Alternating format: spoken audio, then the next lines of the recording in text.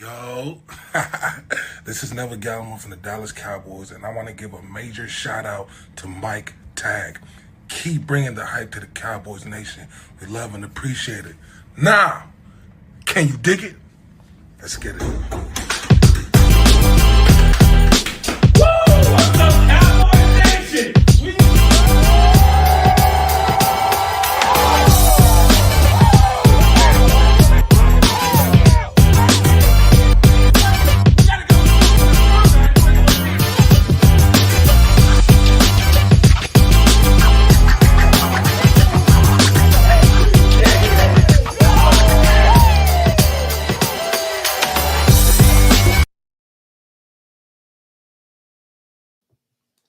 What is up? It's Mike Tag's back. We're doing double duty tonight. I had to bring in Kelly K9 because, of course, when you get some Cowboy news, we don't want to sit on it. We don't want to sit on it too long. So Kelly, how are you doing? I'm sorry to bug you. I hopefully I didn't interrupt anything bringing you on the show.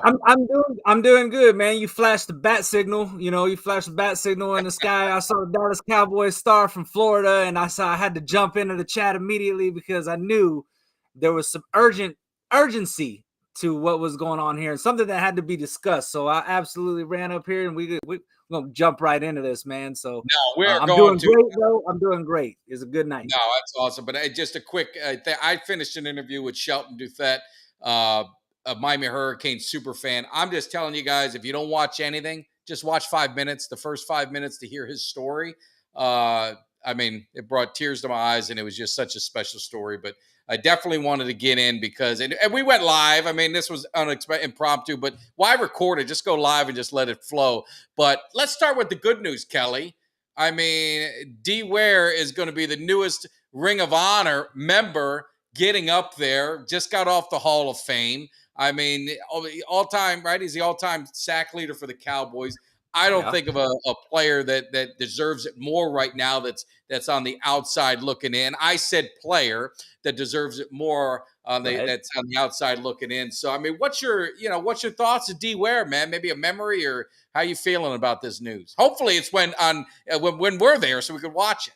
Well, I'll tell you what, man. That would be nice. That would be nice for the Jets game. Watch him going into the Ring of Honor. Well, first of all, I can think of nobody more worthy of that accomplishment. Hey, they say in life it's like a roller coaster. You got the valleys and the peaks. Well, Demarcus Ware right now is at the peak because you're talking about Hall of Fame, Ring of Honor. It's a big year for him. So, yeah. I can't think of a player that is more worthy of it. He is a guy who mentors a lot of the young pass rushers with the Cowboys, still heavily involved in the Cowboys organization. He's a class act. The way that he was on and off the field, just a great guy all around.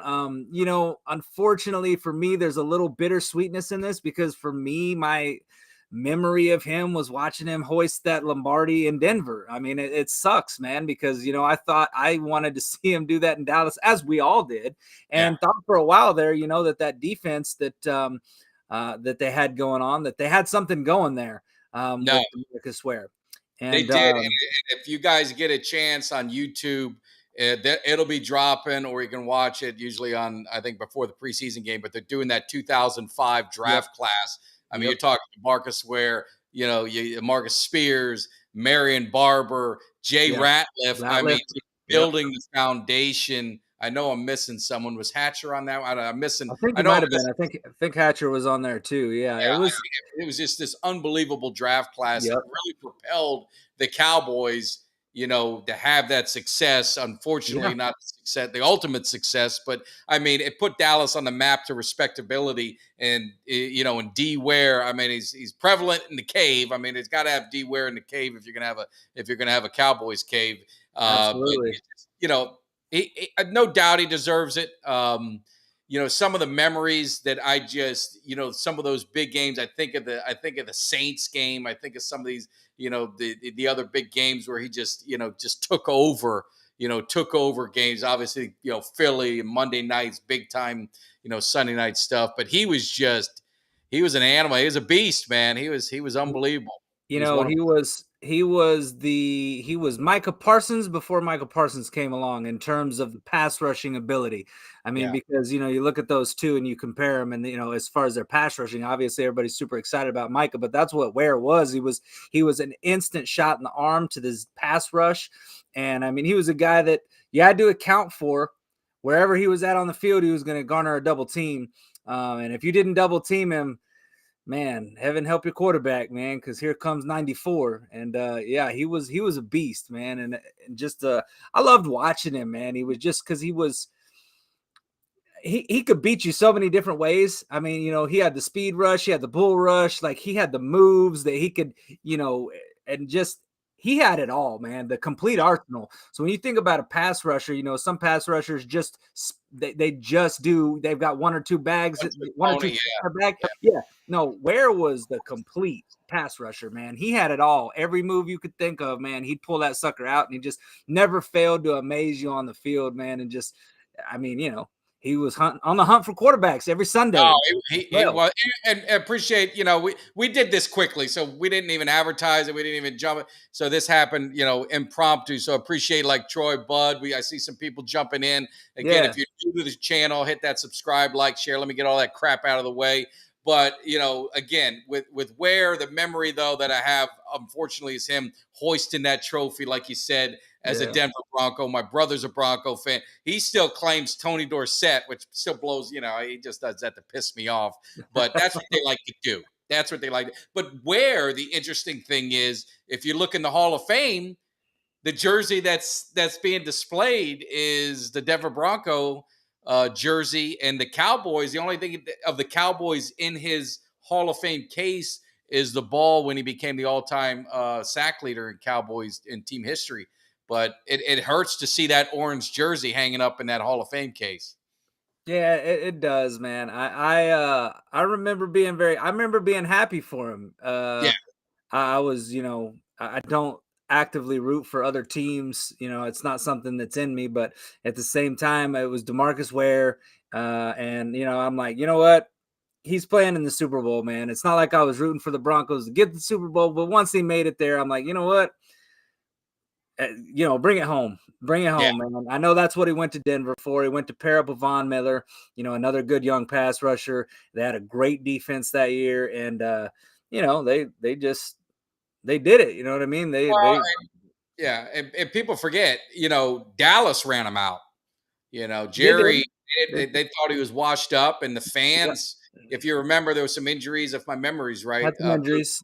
happened, his numbers declined. So the fans wanted him out too. So he had Yeah. something to prove. So he went to Denver, and really, I mean, if you watch that Super Bowl, if he would have covered that fumble, which he created, if he would have recovered it in the end zone, you're talking about Demarcus Ware probably being the Super Bowl MVP. Yeah, no, absolutely. And I think that Dallas didn't really do, he was starting to have some injuries and he was getting a little bit older. And so they started to look at it like, hey, is he worth the investment? I think the Cowboys were looking to kind of inject some youth. But if you look about it, the last few years that Ware was with the team when he was having injury, there really wasn't anybody on the other side of that ball that was creating pressure. So it was all on Ware. So you started to see the sack numbers decline a little bit more injuries because he's still dealing with these double teams all the time. So the Cowboys didn't really do him any favors towards the end of his career with Dallas. And yeah, I mean, unfortunately, the all-time sack leader, man, they let him walk, and it was very disappointing to see that. But at the same time, happy for him because he did win that Super Bowl. Because the thing is, if he would have stayed in Dallas, I don't think he would have won a Super Bowl. He's not winning the Super Bowl if he stays in Dallas. I don't think he changes the trajectory of our franchise by staying there. He goes to Denver, and obviously he is one of the key members in helping change the trajectory of their franchise. So I get why they've got the Broncos jersey thing up. To me, he will always be a Cowboy, though. I mean, that's that's my thought. So it goes without saying. So I want to get into the other thing I had on there about Jimmy Johnson. But first, before we get into that, just to touch on it real quick, Sam Williams. I think you and I both, sky's the limit. We're looking at, Pro Bowl. We're looking at double-digit sacks, breakout year. And, you wake up and you see that your man's, been arrested and, gun, weapons charge and possession of whatever it is. Some are saying it's a vape pen or, I mean, I don't know. I hadn't seen anything, so I'm not going to comment specifically. I'm not going to just assume anything, but I mean, how does this happen, man? How can this happen? Well, it's unfortunate, man, and I've said it a few times though about him, man. There's just something about him that's got a little bit of knucklehead in him, man, that I've seen on the field with some like boneheaded penalties and stuff. And I've made some of the comparisons with him and Randy Gregory. And, Gregory might not have gotten a lot of, the trouble with the legal trouble, but he did have problems with the drugs and failing drug tests, failed numerous drug tests. And it's one of those things where you see this guy who's got all this potential and he's coming into year 2. He's already been in trouble once. Yeah, I forgot about the auto accident. They going 100 miles an hour or whatever. Exactly. He's already been in trouble once, and so now it's just starting to get it's just kind of starting to give me a little bit of Randy Gregory vibes that this and he's still very young. It's still very early in his career, and it's not too late for him to turn this around, but the Cowboys got to get ahead of this. The Cowboys need to. They've done it in the past. They've worked well with troubled players. They didn't give up on Gregory. I don't think they're giving up on Williams. I think he may he may end up with a game or two suspension, possibly, hopefully not more than that, but he may end up getting a suspension for this. I would say, but I don't know. There's been a lot of stuff going on in the NFL in this offseason. A lot of guys. As long as he's not gambling. Exactly. As long as he's not gambling. But no, I think that the Cowboys need to get somebody in his ear and let him know, hey, look, man, dude, you have a bright future in front of you, man, and you've got way bigger things in front of you, man, that you need to concentrate on. And they need to put the right people in his ear. They need to put the right people in his camp. And if he's got people around him that are in his camp that are having him make bad decisions, and the Cowboys probably need to be like, hey, look, you need to cut ties with some of these guys. You know what I mean? And they can do that kind of stuff. You put a mentor with him, you put like a big brother type to kind of like try to keep his ass out of trouble, because, these small things have a way of snowballing into bigger things. And that's what I don't want to see with him, because he's got a lot of promise on this defense. This team has a lot of promise. You don't want to see the season derailed by, distractions off the field, dumb shit like this. That's not what you want to see if you're a team whose aspirations are winning a Super Bowl this year. And that's where we are. So and you don't want it to be where just trouble seems to always find you. And that'll bring you back real quick before we jump to the other topic. Is there, Demarcus Ware said it in the press conference. He plans on being around Dallas a lot. He lives here. He plans on going to every game. He's going to be the biggest Cowboy fan in the stadium. So what better mentor to maybe, pull this guy aside than Demarcus Ware? Yeah, absolutely, man. Demarcus Ware should get that young man and give him his cell phone number, and give Sam Williams his cell phone number, and say, look, man, let's hang out together. Let's work out together. Let me help you. Let me be a mentor. Let me guide you along the way of making good decisions, because Ware was always a guy that was not only stellar on the field, he was stellar off the field. Prime example of what you want a guy, a leader, a team captain, of what you want your one of your pass rushers, one of your key players on your defense to be. So I think that would be a good thing for Sam Williams, is to get some of the right kind of people in your corner, in your camp. And it's not too late. This infraction, I would say, is still a fairly minor. It's not something you want to hear, but it's still a fairly minor infraction. It's not anything crazy. So he can definitely come back from this. But like I said, you don't want the small things to snowball into something bigger. Yeah, so, I think it was marijuana, some sort of charge, but which is, I'm surprised it's legal anyway. But let me ask you this. Let me see if you can hear this. And the only thing else I got to say is, how about them Cowboys? Yeah! When you hear that, what do you think of? Super Bowls and Jimmy Johnson. So you got Demarcus Ware, and I take no slight on Ware. He deserves it, but it just you wonder why this man's still on the outside looking in. And they had the press conference, and someone had the balls to ask him, because I know someone did, but if you watch the press conference, it was kind of set like a very intimate thing. And in respect to Demarcus Ware, I mean, you don't want to start anything. So there's so many different things you could say, but I think it was a fair question, and I wanted to you didn't hear it. So I wanted to play you the question and Jerry's response. You heard it pretty good, right? When I played the Jimmy. I did. Yeah. Yeah. All right. Well, that ain't it. Jerry, everybody wants to know next, what about Jimmy? Yeah. And I think that it's very important to realize this is Demarcus's time. This is his year. He's a player. Jimmy's not. Okay. And so I wanted to put him in because it's him, and I wanted to put a player in. So that's all he had to say about it. And then he basically cut it off. But he put a player, and Jimmy Johnson's not a player. And I thought there was a comment that he said that there was some coaches that needed to go in. He made a comment before, but I mean, really, when you hear that, just that the tone and everything, what's your first reaction as a Cowboys fan? Just, man, egotistical, stubborn-headed, just no reason for it, man. You can just fucking tell. You can just tell that Jerry's got a complex when it comes to Jimmy. You can hear it in his voice, man. Like it's like he feels insulted that somebody would even ask the question. But yet, and again, I understand that it's Demarcus Ware's time, and no disrespect to Demarcus Ware, but I mean, dude, we're talking about a guy whose career kicked off, like a decade later than after Jimmy had already left. And Jimmy brought 3 Super Bowls. You could say 2 Super Bowls, 3 Super Bowls. Barry Switzer even said 3. Barry Switzer won that other one, and I not take away the credit from him. I know, but Barry even gives Jimmy the credit. So Jimmy's responsible for at least a portion of the third, right?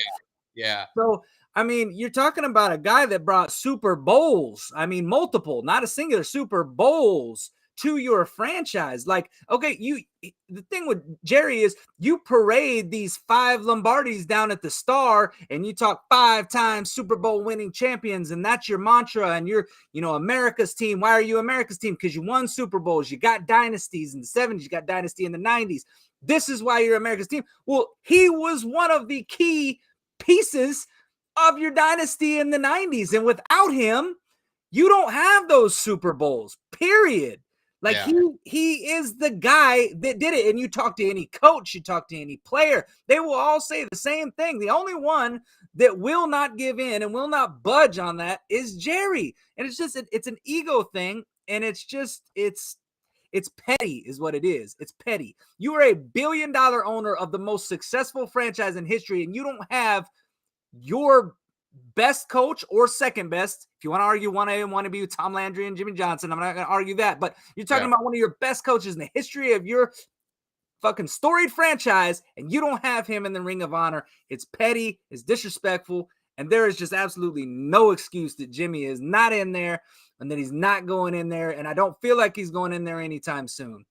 It blows my mind. And I think back. So, I don't think you were on the show because I think Ultra boycotts you. But I'm very passionate about the Jimmy Johnson Ring of Honor thing. And it bothers me. It bothers me because, Ultra used a comment to me about, would you put your ex in your will? And my response was, well, if I'm married and I've been married 20 years and God forbid we got divorced, which I don't plan on it, she's entitled to half. She was here when I was nothing. She was here when I was unemployed. She was dating me when I got fired from a job, and I'm, collecting unemployment checks, trying to figure out what I'm going to do. So she's entitled to all of it. So I'll flip it to Jerry. He bought the franchise for $100 million. Now, Jerry gets the credit for some of the stuff. Don't make no mistake about that. But I guarantee you, Jimmy Johnson making the Dallas Cowboys relevant again after they were just a shitty franchise, for those few years, near the end of Tom Landry's era, made the Cowboys very valuable in those 90s. we still talk about the team of the 90s. They still sell that's my Too Short concert shirt, of course, but they still sell Michael Irvin throwback jerseys, Aikman, Emmett. How many times do they ride those guys around? I mean, from the pregame, you got all the pregame stuff and everything. So he's still milking the team of the 90s because we hadn't won a Super Bowl in 27 years. So don't tell me that Jimmy Johnson's not even responsible for some of the value of the franchise. So give the man his due. Put him in the Ring of Honor. It's an opportunity for the fans to say thank you one more time to Jimmy Johnson. So I don't get it. It pisses me off. And it's just, I love the thing. I love the Cowboys. I love Jimmy Johnson or Jerry Jones sells a team tomorrow. I'm still a Cowboys fan. So right. Jerry Jones is he's the piece of the puzzle, but I'm a Cowboys fan. And for me, the Cowboy memories, Jimmy Johnson, you don't talk about the franchise without him. He deserves to be up there. Yeah, and I mean, and you want to see Jimmy get to enjoy that moment. You want Jimmy to be able to bask in the fans because I mean, shit. By the time Jerry gets to putting this dude in around, shit, most of these people won't even know who the hell Jimmy Johnson is. I mean, it's already. I mean, tons and tons of Cowboys fans that have never seen a Super Bowl. And they know Jimmy Johnson like how I know Tom Landry. I never seen Tom Landry coach. I don't know about the greatness of Tom Landry. I didn't see his greatness on the field. I know about it because I've looked back and looked, and kind of saw some of the teams and studied the history a little bit. So I know that 95% of your fans don't do that though. They're not going back and watching the 92 Super Bowl, the 93 Super Bowl. They're worried about this team this year, 2023.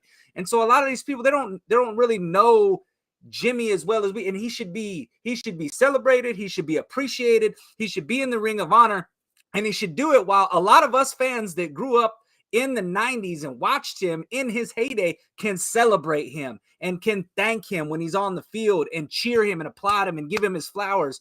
And Jerry I just feel like Jerry don't want that. There's like this part of him that's like jealous. That's like, it's jealous that he gets that attention and love from the fans. But you know what, Jerry, you could get that same love if you just got over your ego and put him in the Ring of Honor. Like, we would appreciate you for that. Yeah. It's frustrating, man. And every year that it don't happen, it gets more frustrating. And Steven said he could see Tony Romo being added before Jimmy. And if that happens, I swear, I don't know what I'll do. I'm going to be at the crossroads of my life. But you said something that's interesting. Like, a lot of people hadn't seen the Cowboys win a Super Bowl. So, I mean, you really think about it. Now sometimes we gotta take some ownership of some problems. 27 years, we can't hide from it. We can't be satisfied with that. Maybe the Cardinals would be happy having a 27-year gap. Maybe the Eagles are going to be happy having a 27-year gap, but it's got to be unacceptable. It's got to be embarrassing. And you think about, Kelly, what age was your first memory that you could, I mean, I'm talking where you could say, hey, man, I remember that time. I mean, what year could you say? 10?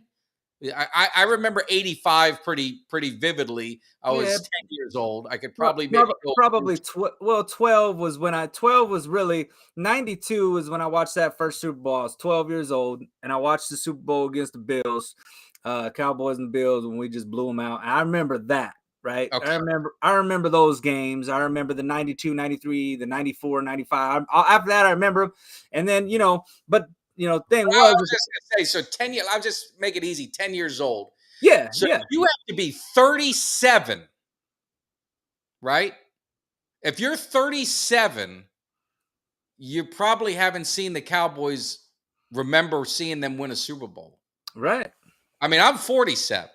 So, I mean, you're getting close. I mean, that's a large number. And think about when you go to the Cowboy games, 37 and under don't have a memory of the Cowboys winning the Super Bowl. A lot of Cowboys fans.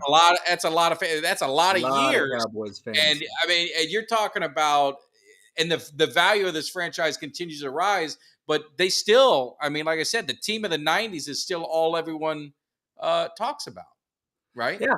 Well, yeah, I mean, because you talk, And, there's plenty of fans out there that talk about it, that have never seen a Super Bowl and talk about, hey, we got 5 Super Bowls, which you should be proud of your history. Oh, Don't get I me mean, wrong. You should be proud of it.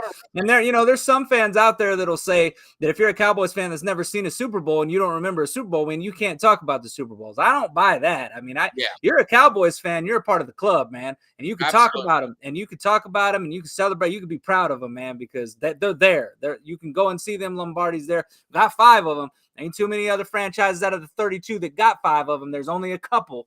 And so, but yeah, it's a very long time.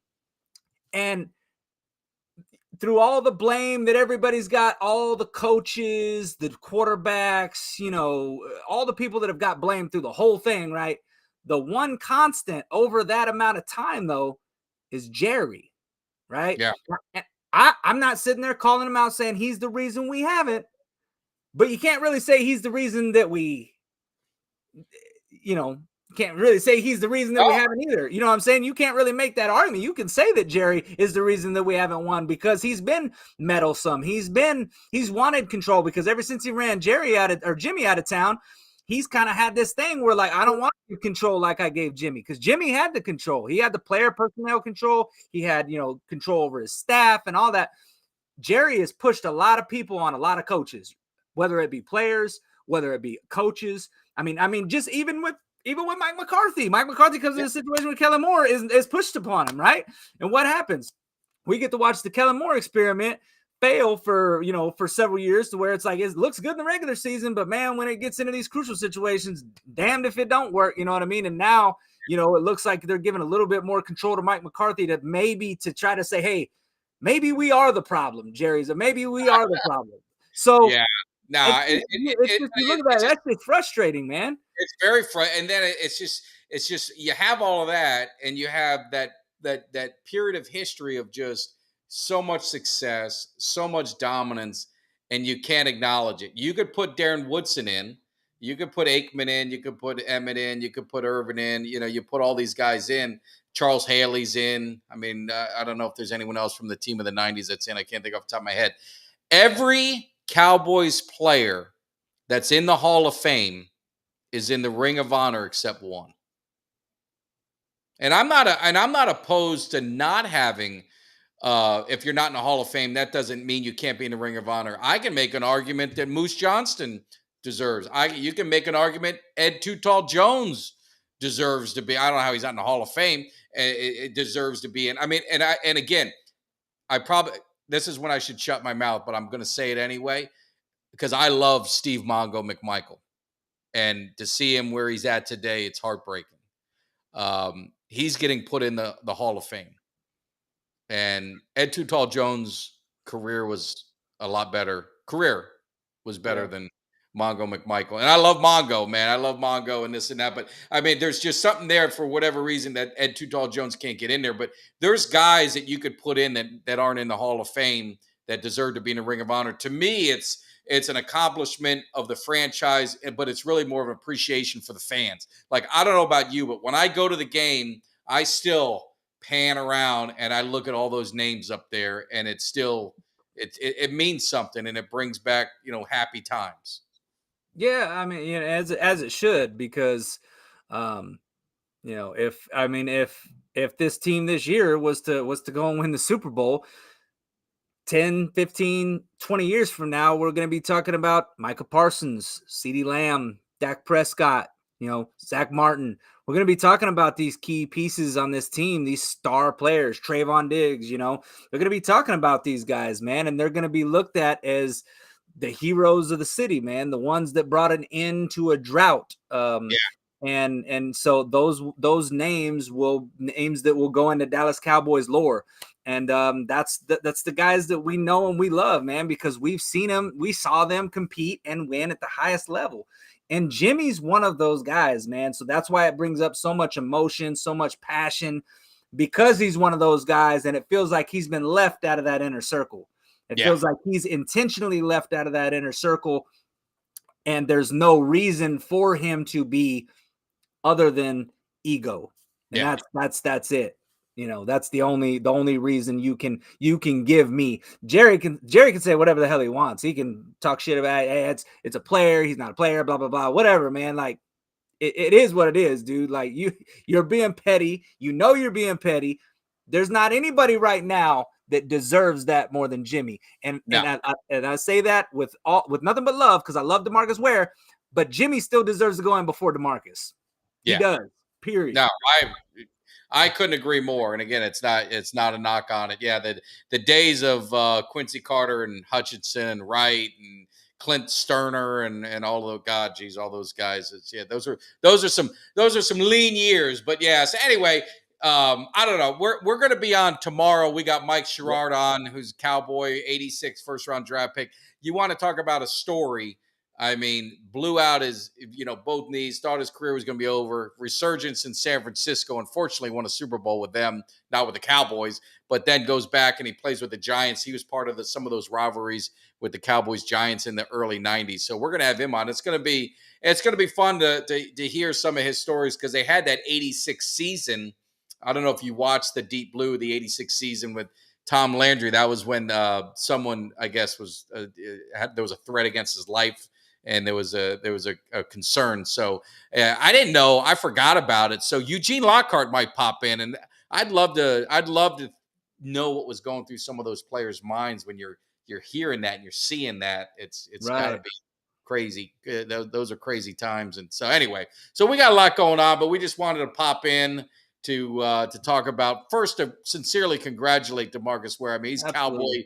I mean, he's a Cowboy for life, and I think he's going to do great things post career with the Cowboys. One hopefully being with maybe Sam Williams, and then of course, just the thought of Jimmy Johnson, wondering if that's ever going to happen. My prediction, and Kelly, I'll leave you with a final word with it, but my prediction is Jimmy Johnson gets put in when the Cowboys win a Super Bowl. That way, it's finally Jerry Jones, because a lot of people, that other one, they don't count, but this would be Jerry Jones, and I think that's when he'll put him in. Do you agree, or what's your? Yeah, I can't disagree with that at all. Not at all, man. I think that that's the only way it's gonna happen, man. I mean, it's either that or, knock on wood, I would never wish that upon him, but unless Jimmy was to pass away, and then he puts him in posthumously, which I hope to God that don't happen.